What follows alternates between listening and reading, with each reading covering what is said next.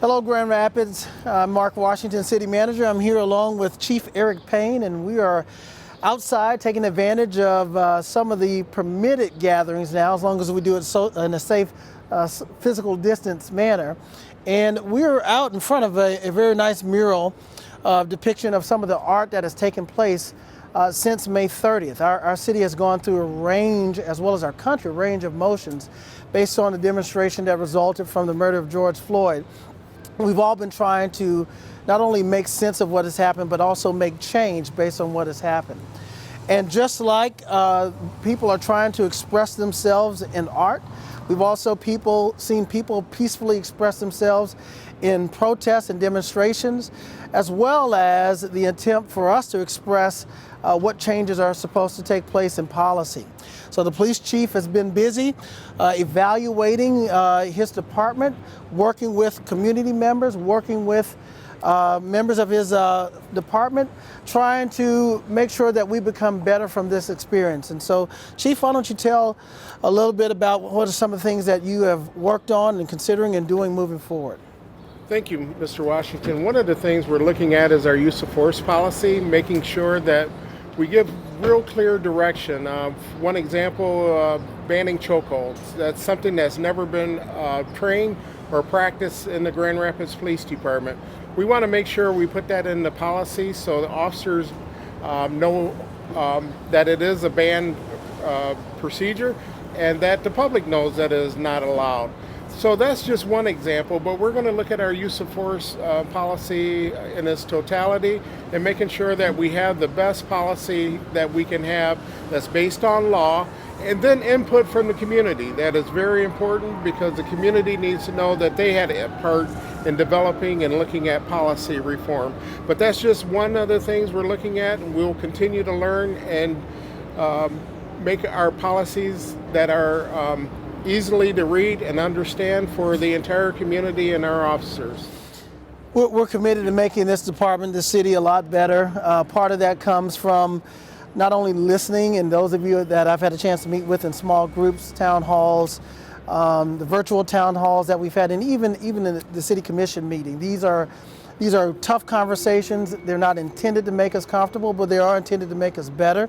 And so there's a list of reform that is being considered. And we had a long conversation about that at Committee of the Whole yesterday. There's over 23 things, and there are additional things that were requested. Some of them require structural changes to support our oversight efforts. So I'll be bringing back some recommendations at the June 7th commission meeting, providing more resources to the Oversight Office. We'll also be talking about ways to improve communications with the police department, providing more structural administrative change in the department, as well as looking, as the chief said, on the way that we do policing in general.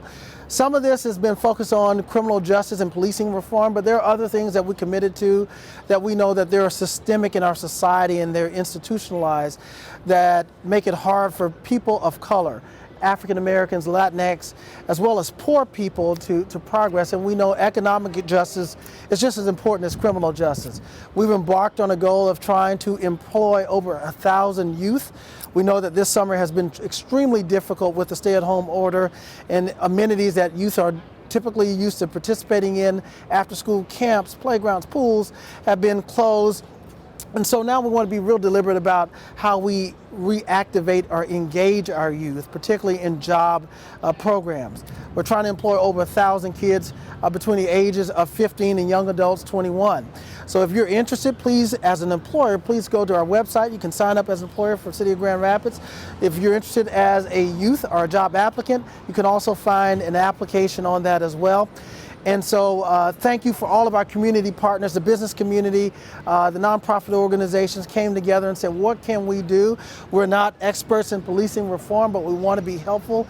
And we challenged them to help us in not only offering a job, but offering professional development, mentoring, and wrapping some other wrap services around that. And I want to thank all of our community-based organizations that are partnering with us in this endeavor and who have challenged us to think about creative and innovative solutions. If you saw the commission meeting yesterday, we've also talked about the need to be hyper-local in terms of contracting with local businesses here in Grand Rapids, and we increased our incentives for small businesses who are local in the Grand Rapids area to get more favorable consideration in city contracts, and so that was also improved, as well as acknowledging the celebration of Juneteenth. It was a proclamation by the mayor that was received by Jordan Eatman, our president of the West Michigan chapter of National Forum for Black Public Administrators.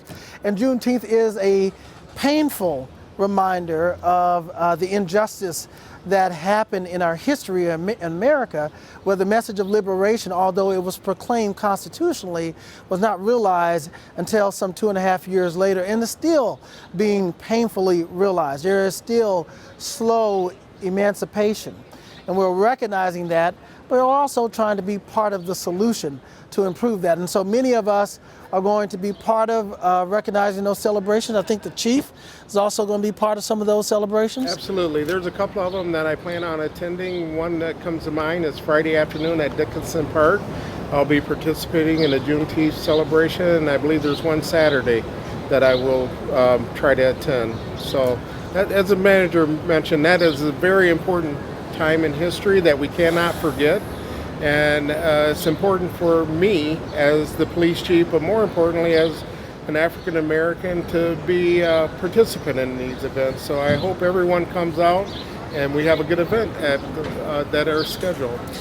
So again, we are committed to making positive change in our community, in our city, in the department, and we have taken a lot of action towards that, and will continue to do so. It is a journey that we're on. It's not a destination. It will not be easy, but I am encouraged by all of the people who have voiced their support for making sure this happens. This is who we really can be and are in Grand Rapids.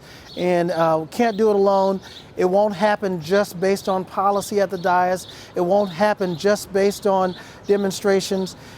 It will require the collective effort of everyone in our community, to include the officers in the police department, who many of them are committed to seeing positive change and making sure that this is one of the safest places to be in our country in many ways. Not only safe among the communities, but also safe in terms of positive relationships with the men and women in the department. Chief, any last words? Yeah, and I just want to thank the community. We've received a great deal of feedback about the last several weeks, and I appreciate the feedback. A lot of support, and we will take all that. I also want to take the opportunity, as the city manager mentioned, to thank the men and women of the Grand Rapids Police Department. There's been a lot asked of them, and it's something that they've taken on, and we have challenges ahead of us, but it's nothing that we cannot overcome.